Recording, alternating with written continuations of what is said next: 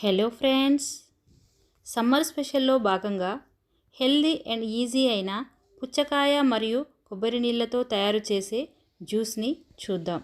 ఇందుకోసం మనకు ముఖ్యంగా వాటర్ మిలన్ అనగా పుచ్చకాయ, కోకోనట్ వాటర్ అనగా కొబ్బరి నీళ్ళు కావాలి.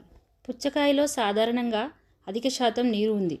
ఇది శరీరాన్ని హైడ్రేట్గా ఉంచి వేసవి తాపాన్ని అలాగే దాహాన్ని తీరుస్తుంది. దీనిలో అధిక మోతాదులో నీరు మరియు పోషకాలతో నిండి ఉంటుంది. అలాగే తక్కువ క్యాలరీని కలిగి ఉంటుంది. ఈ పుచ్చకాయలో మనకి విటమిన్ సి యొక్క మంచి మూలం.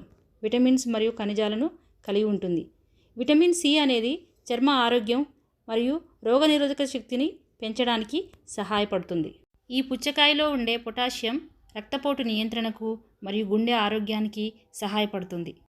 అదేవిధంగా అమృత జలం లాంటి కొబ్బరి నీళ్ళతో మనకు వనగూరే ఆరోగ్య ప్రయోజనాలు ఎన్నో.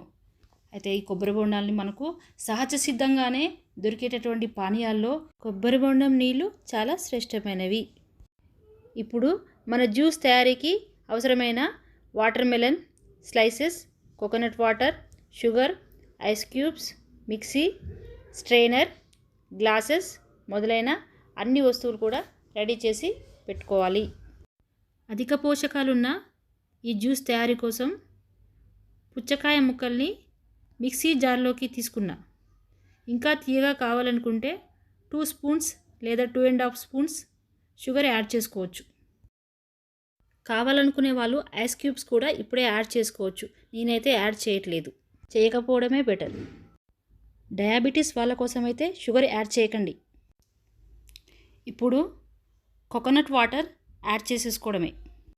పుచ్చకాయ ముక్కలు, కొబ్బరి నీళ్ళు కలగలిసిన మిశ్రమాన్ని హై స్పీడ్లో బ్లెండ్ చేసుకోవాలి. పుచ్చకాయ గింజలతో సహా జ్యూస్ తాగితే ఆరోగ్యానికి ఎంతో మంచిది. షుగర్ పేషెంట్స్ చాలా తీయగా ఉన్న కొబ్బరి నీళ్ళు యాడ్ చేసుకోకండి. కొంచెం టేస్ట్ చేసి మామూలు తీయగా ఉన్న వాటిని చూసుకొని యాడ్ చేసుకోండి. కొబ్బరి నీళ్ళు అలసటను దూరం చేసి మిమ్మల్ని చురుకుగా ఉండేలా చేస్తుంది. ఇప్పుడు రెడీ అయినటువంటి ఈ జ్యూస్ని ఇలాగే తాగొచ్చు, లేదంటే వడగట్టుకొని కూడా తాగొచ్చు. చిన్నపిల్లలకైతే వడగట్టించేయండి, పెద్దవాళ్ళైతే అలాగే తాగేసేయండి. అధిక పోషకాలున్న జ్యూస్ రెడీ.